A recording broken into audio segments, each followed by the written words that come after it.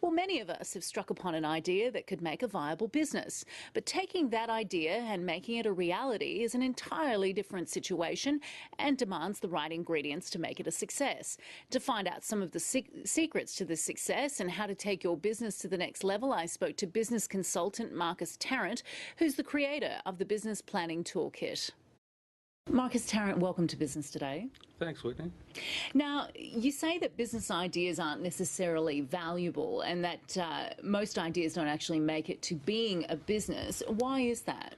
There's so much work that goes in from turning a concept into a business. There was something I was looking at last night, which is let's create a medical device for 1/4 the price that it currently is. So obviously to turn that idea into something that's actually implementable and valuable, there's a lot of work that's got to go into the background, and that's probably at the high end of the extremes, but even simple business ideas require a lot of commitment to take them to the next step. Most people who start a business, they call it a startup. Yep. And you say that startups aren't necessarily a business. That's right. Can you just explain that myth? A startup is a journey to find a business. So a startup is, I've got this idea and I want to create a business around it. But at this point in time, when it's just the idea, the business needs to be formed, it needs to be developed, concepts need to be built around it, partnerships need to be brought in, and that takes time, effort and energy to put together. And in your view, what would you say are the biggest challenges in bringing an idea to being a business? Being flexible, I think, is one of the key things you need to consider, because when you create your idea, what you're looking for is the problem in the customer's mind and how that problem can actually be solved by whatever it is that you're going to be doing. Now, chances are you've got that problem slightly wrong. And what you need to do through your journey, your startup journey, is to identify more clearly exactly what that problem is. And it might be slightly different to what you thought, and it might mean you need an entirely different business model. Do you find that people do, because you say that flexibility is really the key, so Yep. do you find in your experience that people do have a very definitive, direct idea of what they want, and they're not necessarily, as you say, flexible, which is what they need to be? The lack of flexibility can kill a concept. And as an example, there was a product I worked on some time back. It could be done in either hardware or software. The inventors were very focused on hardware. They wanted to build things and sell them. The market feedback said this needs to be done as software and it needs to operate with our existing hardware.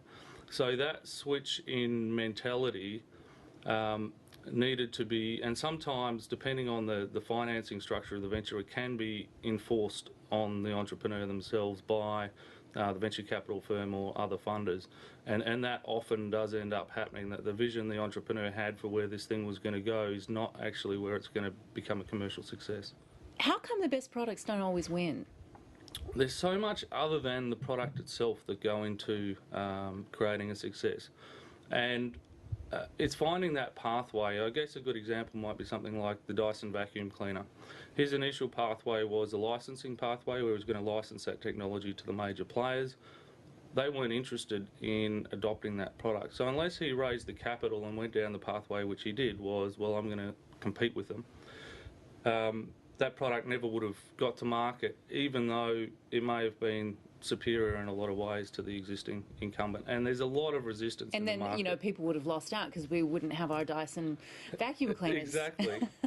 So it's a matter of pushing through those barriers and really taking it, understanding that not everyone wants you to succeed with this new product, because chances are it's displacing someone who's happily feeding off an inefficient product or a lesser product currently that really doesn't want to see you take the steps forward that you need to.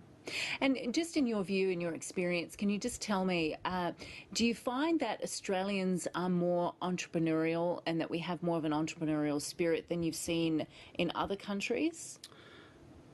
It's a great question, and probably leads me into a bit of a political debate, but our product sells particularly well in the United States at the moment, which is designed to turn ideas into products. And so I'd say Australia and the United States. Australia's a lot better than it was. I did a Masters in Entrepreneurship back in '96, I finished, which was some time back. And I've seen the whole sphere grow substantially since that point in time and become more of a focus. But one really interesting anecdotal fact from what we've been doing is that more Mac users seem to be entrepreneurial than PC users. Most of our clients use a Mac to turn their ideas into products. That's interesting. Is that because creative minds?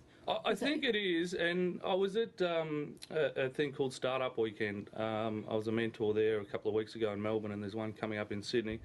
And all the young guys there, and they're all Gen Y users, are on Macs and just super tech savvy. And they're wanting to do things. And they know that the cost of starting a business and doing things these days is a lot less than what it would have been 10 or 15 years ago, so they can just sit there in the wee hours of the morning playing around with their Mac, developing iPhone apps or doing whatever it is that they want to put together. All right, Marcus Tarrant, we'll have to leave it there, but thanks for joining the program. Thanks a lot, Whitney.